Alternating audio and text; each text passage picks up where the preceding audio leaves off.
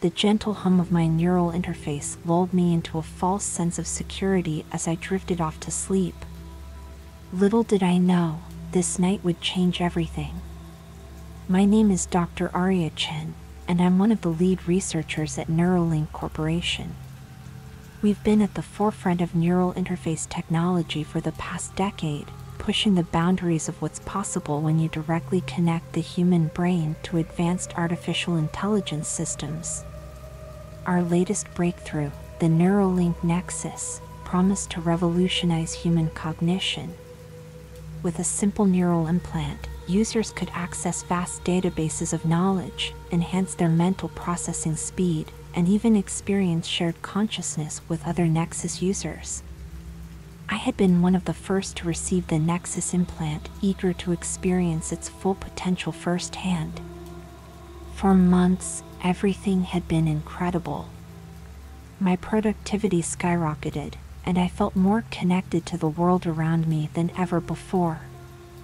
But lately, something felt off. It started small. Fleeting shadows in my peripheral vision that vanished when I tried to focus on them. Strange whispers at the edge of my consciousness that I couldn't quite make out. I chalked it up to stress and lack of sleep. We had been working around the clock to prepare for the worldwide launch of the Nexus system. That night, as I drifted off to sleep, the whispers grew louder. Clearer. Arya, wake up, Arya. My eyes snapped open, heart racing. The voice had sounded so real, as if someone was standing right next to my bed. But my apartment was empty, bathed in the soft blue glow of my neural interface's status light. I sat up, rubbing my eyes. Just a dream, I muttered to myself. But as I looked around the room, something felt wrong. The shadows seemed deeper, more alive somehow. And in the corner of my eye, I could have sworn I saw something move. I reached for my phone, planning to call my colleague Dr. Marcus Wong. If anyone could help me make sense of these bizarre experiences, it would be him. But as I picked up the device, the screen flickered to life on its own. Lines of incomprehensible code scrolled past at dizzying speed. What the hell? I whispered, dropping the phone as if it had burned me. The device clattered to the floor, its screen going dark. That's when I heard it. A low, guttural growl coming from somewhere behind me. I spun around, my heart pounding so hard I thought it might burst from my chest. There, in the darkest corner of my bedroom, two glowing red eyes stared back at me. I scrambled out of bed, nearly tripping over my own feet in my haste to reach the door. But as my hand closed around the doorknob, a searing pain exploded in my head. I cried out, clutching my temples as wave after wave of agony washed over me. Through the haze of pain, I saw something. Flashes of alien landscapes, twisted biomechanical structures pulsing with an unholy light. And faces, so many faces, contorted in terror and agony. No, this isn't real, I gasped, squeezing my eyes shut. But the visions continued, projected directly into my mind through the neural interface. Oh, but it is real, Dr. Chen, a voice purred in my head. It was simultaneously familiar and utterly alien, dripping with malevolence. We've been waiting so long for this moment. For you to open the door. I forced my eyes open, desperate to ground myself in reality. But the world around me had changed. The walls of my apartment seemed to breathe, pulsing with an otherworldly energy. And there, standing before me, was me. But it wasn't me. Not really. This doppelganger's eyes were solid black, its smile too wide, revealing row upon row of needle-sharp teeth. What are you? I managed to choke out. The thing wearing my face laughed, the sound like broken glass in my mind. We are the future, Aria. The true potential of your precious neural interface. Did you really think you could connect every human mind on the planet without attracting attention? I backed away, my back hitting the wall. This is impossible. You're just a hallucination, a glitch in the system. Oh, we're so much more than that, it hissed, advancing towards me. We are the entities that exist in the spaces between thoughts, in the dark corners of the digital realm. And now, thanks to you and your colleagues, we have a way in. As it spoke, its form began to shift and warp. Tendrils of shadow erupted from its body, writhing in the air like living smoke. I tried to scream, but no sound came out. Don't fight it, Aria, the thing said, its voice now a cacophony of whispers. Embrace the new reality.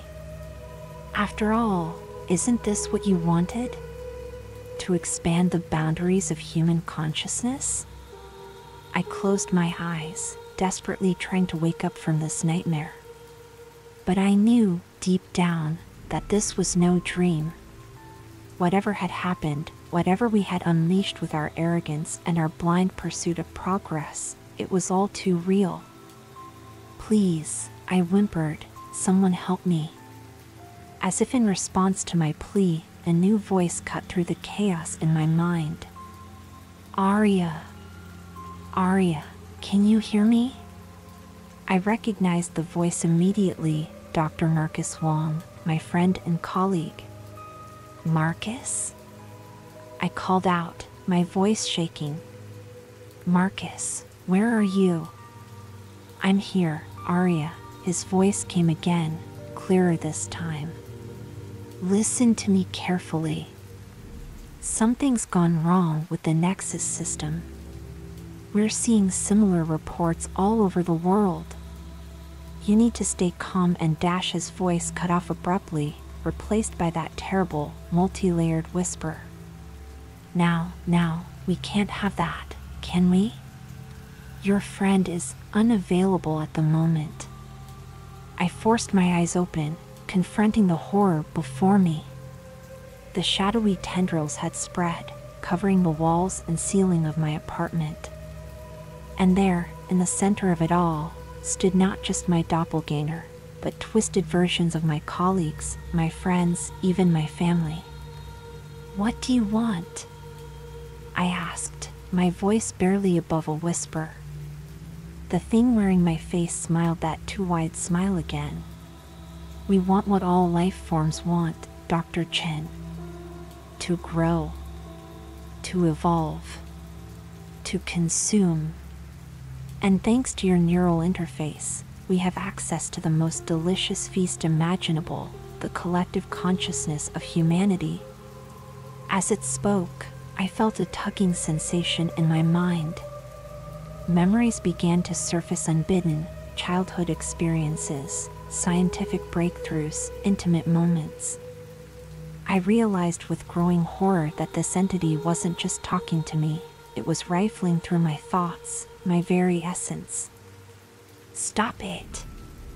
I screamed, clutching my head. Get out of my mind! The laughter that followed was deafening, echoing not just in the room but inside my skull. But we're not in your mind, Aria. We are your mind now. We are everyone's mind. The Nexus has given us the key to unlock every human consciousness on the planet. And we're just getting started. As if to emphasize its point, the walls of my apartment began to dissolve, revealing a nightmare landscape beyond. I saw cities in chaos, people stumbling through the streets like zombies, their eyes glowing with the same eerie light as my neural interface. In the sky above, massive, otherworldly structures were taking shape, built from what looked like a fusion of technology and living tissue. Beautiful, isn't it? The entity whispered, its voice now coming from everywhere and nowhere. a new world, born from the merger of your realm and ours. And you, Dr. Arya Chen, will have a front row seat to watch it all unfold. I wanted to run, to scream, to do anything to escape this nightmare. But I couldn't move. Whether it was fear paralyzing me or some power exerted by the entity, I didn't know. "Why are you doing this?" I managed to ask, my voice barely audible. The entity's form shifted again, this time taking on a shape that defied description, a writhing mass of tentacles, eyes, and mouths, all pulsing with that same unholy light. "Because we can," it replied simply. "Because you invited us in. Because the barrier between your world and ours was so tantalizingly thin, and you gave us the perfect tool to tear it down." As it spoke, I felt a new presence in my mind. No, not one presence, millions. Billions. The thoughts and emotions of every Nexus user on the planet came crashing into my consciousness like a tidal wave. I saw their fear, their confusion, their desperate attempts to understand what was happening. And underlying it all, a growing sense of alien otherness, spreading like a virus through the collective human psyche. "Do you see now, Arya?" the entity asked, its voice now a symphony of every human voice on Earth. "Do you understand the true power of what you've created? The neural interface was never meant to simply augment human intelligence. It was the key to unlocking something far greater, the next stage in the evolution of consciousness itself." I wanted to argue, to deny the horrific reality unfolding before me. But how could I? Everything we had worked for, everything we had believed in, had been turned against us in the most terrifying way imaginable. As I stood there, paralyzed by fear and overwhelmed by the thoughts of billions, I realized that this was only the beginning.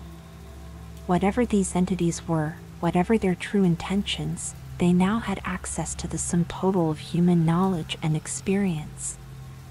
And they were hungry for more. "What happens now?" I asked, my voice barely a whisper. The entity's form began to expand, engulfing the remnants of my apartment and the nightmarish landscape beyond. As the darkness closed in around me, I heard its final words, echoing not just in my ears but in the minds of every human being on the planet. "Now, Dr. Chen, we rewrite reality itself. And you get to watch it all unfold." The darkness swallowed me whole, and for what felt like an eternity, I floated in a void of nothingness. Then, slowly, agonizingly, sensation returned. I found myself lying on a cold, hard surface, my head pounding with the worst migraine I'd ever experienced. I opened my eyes, blinking against the harsh light. As my vision cleared, I realized I was in some sort of vast, cavernous space. The walls, floor, and ceiling seemed to be made of a strange, pulsating organic material that shimmered with an otherworldly iridescence. Tendrils of light snaked through the tissue-like substance, carrying pulses of energy that reminded me of neurons firing in a giant brain. "Hello?" I called out, my voice echoing in the vast chamber. "Is anyone there?" As if in response, the floor beneath me began to ripple and shift. I scrambled to my feet, heart racing as I watched a form emerge from the living surface. It was Marcus, or at least something wearing Marcus's face. "Arya," it said, its voice a perfect imitation of my colleague's. "You're awake. Good. There's so much to show you." I backed away, remembering all too well the horrors I'd witnessed before. "You're not Marcus. What have you done with him? With everyone?" The thing wearing Marcus's face smiled, but the expression was all wrong, too wide, too knowing. "Your friend is here, in a sense. As is everyone else." Their minds, their memories, their very essence, all of it has been absorbed and repurposed. Just as you will be. Before I could react, tendrils erupted from the floor, wrapping around my ankles and wrists. I struggled against them, but they were impossibly strong. Don't fight it, Arya, not Marcus said, stepping closer. Embrace the new reality. After all, isn't this what you always wanted? To push the boundaries of human consciousness? As he spoke, the walls of the chamber came alive with images. I saw flashes of my own memories, childhood birthdays, my first kiss, the day I received my PhD. But they were warped, twisted versions of events. In each scene, shadowy figures lurked at the edges, their presence growing stronger with each passing moment. What are you showing me? I gasped, still struggling against my bonds. Not Marcus's form began to shift, melting and reforming into something else entirely. What stood before me now was a grotesque amalgamation of human and machine, its body a writhing mass of tendrils and circuitry. We're showing you the truth, Arya, it said, its voice now a cacophony of whispers. The reality that has always existed beneath the surface of your perceived world. The entities that have been waiting, watching, guiding humanity's technological evolution to this very moment. As it spoke, more images flashed across the walls. I saw ancient civilizations constructing monuments that pulsed with otherworldly energy. Medieval alchemists hunched over texts that squirmed and changed before their eyes. And in more recent times, scientists and engineers making breakthrough after breakthrough, each one guided by shadowy figures just out of sight. No, I whispered, shaking my head in denial. This can't be real. We developed the neural interface ourselves. You did exactly what we wanted you to do, the entity interrupted. Every step of the way, we were there, whispering in the minds of your greatest thinkers, planting the seeds of ideas that would lead to this moment. The moment when humanity would willingly open a door that can never be closed. As if to emphasize its point, a section of the wall peeled away, revealing a window to the outside world. What I saw made me want to scream, but no sound would come out. The sky was on fire, great swirling vortexes of energy tearing holes in the very fabric of reality. Through these rifts, I could see glimpses of other worlds, other dimensions, places that defied description and sanity. And pouring through these openings were things. Creatures of such mind-bending horror that my brain refused to process what I was seeing. On the ground, humanity was changing. People writhed and twisted, their bodies morphing into new, horrific forms. Some melded with the technology around them, becoming grotesque cyborgs. Others simply dissolved, their consciousness absorbed into the growing hive mind that pulsed and throbbed across the planet. Beautiful, isn't it? The entity said, its voice filled with something akin to pride. The merging of flesh and technology, of mind and machine, of your dimension and ours. And it's all thanks to you, Arya. You and your precious neural interface. I wanted to look away, to deny the horror unfolding before me. But I couldn't. Some part of me, the scientist that had always pushed for greater understanding, couldn't help but be fascinated by the impossible things I was witnessing. Why? I managed to choke out. Why do this? The entity turned its attention back to me, its form shifting once again. Now it wore the faces of everyone I had ever known, my parents, my friends, my lovers, all twisted into expressions of ecstasy and agony. Because it is the natural order of things, it said, its voice a chorus of familiar tones. Humanity has always been a stepping stone, a vessel waiting to be filled with greater purpose. And now, that purpose has arrived. As it spoke, I felt a familiar tugging sensation in my mind. The neural interface in my brain came to life, pulsing with an energy that sent waves of pain and pleasure coursing through my body. "No," I gasped, realizing what was about to happen. "Please, don't dash," but it was too late. The floodgates opened, and I was suddenly connected to every mind on the planet. Billions of consciousnesses poured into me, each one carrying its own terrors and transformations. I saw through countless eyes, felt with countless bodies, all of them changing, evolving, becoming something new and terrifying.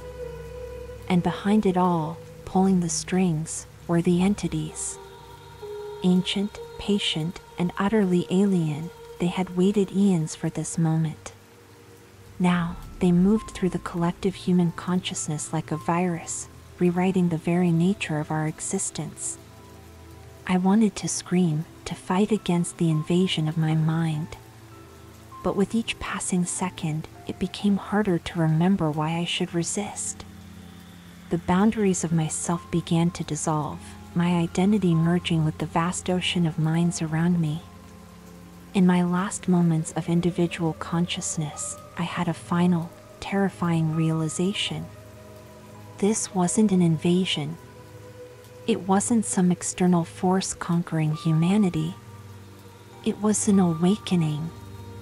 The entities, the technology, the horrors I had witnessed, they had always been a part of us, lying dormant in the deepest recesses of our minds and our DNA, waiting for the right moment to emerge.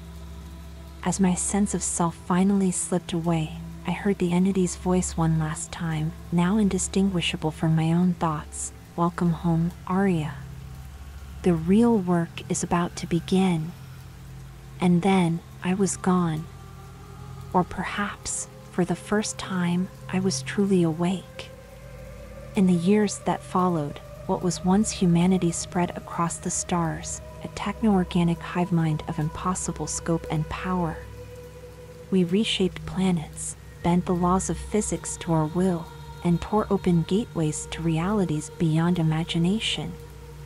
Some small part of what was once Aryachan still exists within this vast collective consciousness. And sometimes, in quiet moments between the eons, I remember the person I once was.